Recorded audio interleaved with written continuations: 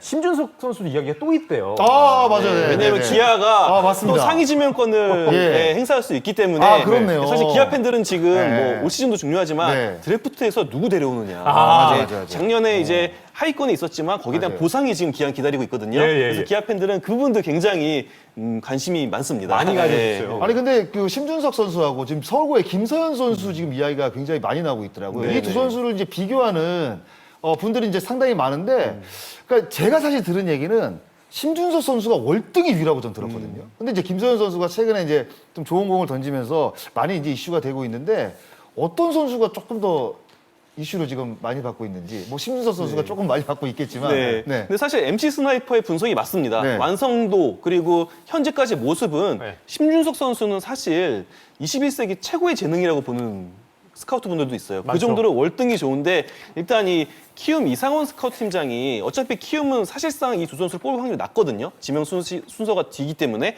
객관적인 좀 설명을 해줬는데 이보다 더 좋을 수가 없다고 했습니다. 그 보통 투수 평가할 때 디셉션, 커맨드, 익스텐션 이거 다 보는데 이 세 개가 다 심준석은 갖출 수 있는 선수다라고 평가를 했고요. 아마 외국인 선수 뛰어넘는 1선발이 될 것이다. 그리고 우리나라를 이끌어가는, 한국 야구를 이끌어가는 그런 에이스 투수가 되길 바란다라고 얘기했고 그만큼 또 야구인으로서 기대가 된다고 얘기를 했습니다. 사실 뭐 더 이상 할 칭찬이 없어요. 그야말로 그렇죠. 네. 근데 이렇게 아마추어 선수에게 이렇게 극찬이 나오기가 쉽지 않은데 그렇게 얘기를 했고 굳이 아쉬운 점이 있다면 커맨드라고 얘기를 했는데 커맨드도 좀 잡혀가는 그런 과정이 보인다. 그리고 프로 오면 아무래도 또 전문적인 훈련을 받잖아요. 그러면 더 성장할 것이다. 그리고 멘탈 부분도 극찬을 했습니다. 보통 투수를 두고 멘탈을 두고 승부사인 투수, 그럼 평정심 있는 투수 두 가지로 나누는데 심준석은 두 개 다 있다고 합니다. 다 있다고요? 네.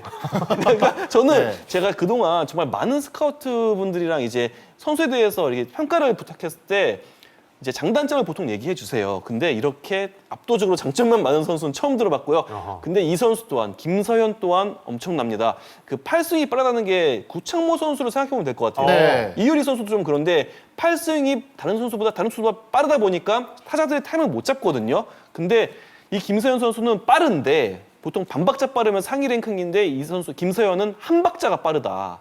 근데 다만 좀 아직 자신의 이 좋은 신체를 다 활용하지 못한다는 그런 인상이 있대요. 아무래도 좀 하체를 좀 활용하는 부분, 이 부분에서 좀 아쉬움이 있다고는 하는데 8회전이 이렇게 나온다는 것 자체가 정말 희소성이 있고 게다가 공도 굉장히 빠르거든요. 거기다 좀 3쿼터형 좀 옆으로 나오는 스타일인데 그러면서 150을 넘게 던지는 투수 그리고 이 3쿼터의 이 팔 각도를 잘 살리면은 어떻게 보면 체인지업이라든지 네. 뭐 이런 공이 정말 무시무시해질 수 있거든요. 그래서 앞으로 위닝샷을 어떤 것을 선택할지 결정구를 뭐로 둘지가 중요할 것이다. 김서현에게 있어서. 그래서 아마 이게 김서현 선수가 최근 던진 모습 봤을 땐 좀 더 팔이 내려온 모습이었어요. 네.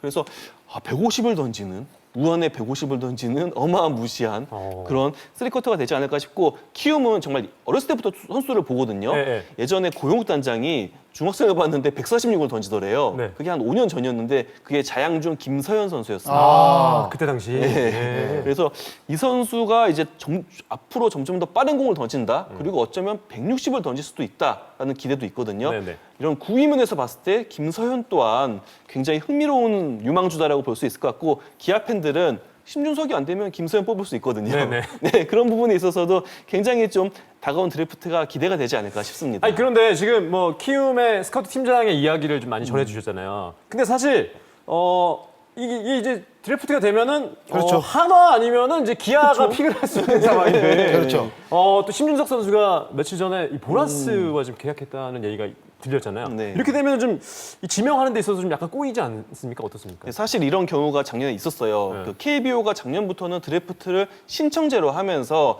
드래프트 신청한 선수들이 한해서만 이제 프로에 갈 수 있는 이런 제도를 만들어놨거든요. 이 제도를 만든 이유가 중복 지명을 피하기 위해서입니다. 과거에 보면은 이제 해외 간 선수 중에 국내 구단의 지명을 받고 그냥 이제 메이저리그 구단에 사인해가지고 태평양 건너는 그런 선수들 많았잖아요. 그렇죠. 그거 좀 방지하고자 그런 의도에서 만들었는데 작년에 이제 조원빈 선수가 드래프트 신청서 내놓고는 이제 구단들한테 저 미국 가겠습니다. 지명하지 말아주십시오. 해놓고 거기 세인트루이스랑 계약을 했습니다. 좀 어떻게 보면 이 지명 그 신청 제도가 드래프트 신청 제도가 유명무실해졌는데 일단 심준석 선수는 브라스 코퍼레이션이랑 계약을 했다고 해요. 그러면서 어떻게 보면 이제 미국 진출 의사를 드러낸 건데 앞으로 이제 심준석 선수가 과연 드래프트 신청을 할 것이냐 말 것이냐 그리고 신청을 하더라도 또 조은빈 선수처럼 신청해놓고 저 미국 가겠습니다 이래버리면 또 이 제도에 이 아쉬움이 남는 거거든요. 이렇게 미국 가더라도 사실 뭐 받는 이제 징계 같은 경우에는 2년 유예밖에 없어요. 네, 2년 이제 미국에 있다가 한국 돌아와도 2년 동안만 KBO에 올 수 없고 보통 이제 군대에 가더라고요. 그래서 사실상 이런 드래프트 신청제가 만들어졌지만 크게 제약은 또 없는 거거든요. 선수 입장에서. 그래서 앞으로 심준석 선수가 어떤 선택을 내릴지도 굉장히 주목해 봐야 될 것 같습니다. 심준석 선수의 선택에 따라서 이 드래프트가 혼돈의 카오스가 되지 않을까. 요동치고. 그렇죠. 뭐 그런 생각이 분명히 막 듭니다. 바뀌고. 네. 자, 오늘 이 윤세호 기자의 이게 의견 굉장히 잘 들었고 다음 주에도 또 알찬 또 소식 부탁드리겠습니다.